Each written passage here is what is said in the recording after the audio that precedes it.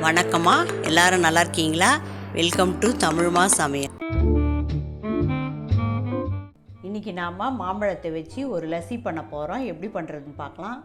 ஒரு செந்தூரா மாம்பழம் வச்சுருக்கேன், ஒரு அரை கப்பு தயிர் வச்சுருக்கேன், ஃப்ரிட்ஜிலேருந்து எடுத்துருக்கேன், சில்லுன்னு தான் இருக்குது. நம்ம எப்பயுமே மாம்பழத்தை அப்படியே சாப்பிடுவோம், இல்லைன்னா ஜூஸ் போட்டு சாப்பிடுவோம். இன்றைக்கி நாம் வித்தியாசமாக லஸ்ஸி பண்ண போகிறோம். எப்படி பண்ணுறதுன்னு பார்க்கலாம். இந்த மாம்பழத்தில் இருக்கிற தோலெல்லாம் எடுத்துடலாம். தோல் எடுத்தாச்சு. இப்போ கட் பண்ணிடலாம்.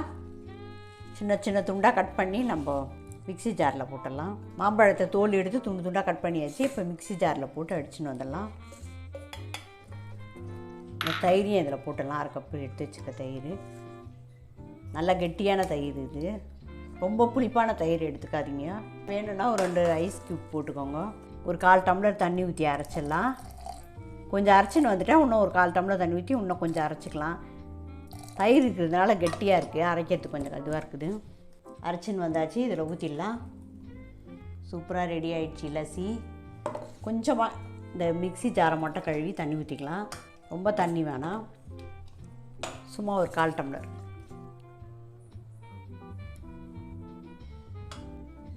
ஒரு ஸ்பூன் நாட்டு சக்கரை போட்டுக்கலாம்.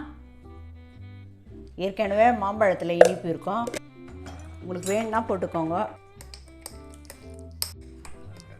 தயிரில் ஒரு லைட்டாக புளிப்பு இருக்கும், அதுக்காக இந்த நாட்டு சக்கரை போட்டால் அந்த லைட்டான அந்த புளிப்பை இதுவாக பண்ணிடும். கொஞ்சம் பாதாம் மேலே தூவிக்கலாம்.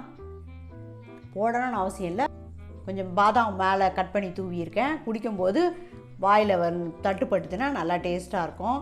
இருந்தால் போட்டுக்கோங்க, இல்லைன்னா பரவாயில்ல. மாம்பழத்தை ஜூஸாகவும் போட்டு குடிக்கலாம், நம்ம இல்லை பழமாகவும் சாப்பிட்லாம். எப்படி சாப்பிட்டாலும் மாம்பழம் உடம்புக்கு ரொம்ப நல்லது. இதில் நோய் எதிர்ப்பு சக்தி இருக்குது, கேன்சர் கூட வர்றதை தடுக்கும்ன்றாங்க. பலவிதமான உடம்புக்கு தேவையான எல்லா சத்தும் இருக்குது. எல்லாரும் மாம்பழமாவோ இல்லை ஜூஸாவோ இந்த மாதிரி லஸ்ஸியாவோ போட்டு குடிங்க, உடம்புக்கு ரொம்ப நல்லது. இதில் தயிரையும் கலந்துருக்கோம் நம்ம, அதனால் உடம்புக்கு தயிர் உடம்புக்கு குளிர்ச்சி தரும். ஜீரணத்துக்கு ரொம்ப நல்லது தயிர்.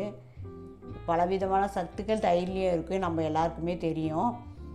நீங்கள் எல்லோரும் இந்த லஸ்ஸியை போட்டு குடித்து பார்த்துட்டு எப்படி இருக்குன்னு கமெண்ட்ஸில் சொல்லுங்கள். நன்றி, வணக்கம். இந்த வீடியோ பிடிச்சிருந்தா நம்ம சேனலுக்கு சப்ஸ்கிரைப் பண்ணி சப்போர்ட் பண்ணுங்கம்மா. நன்றி, வணக்கம்.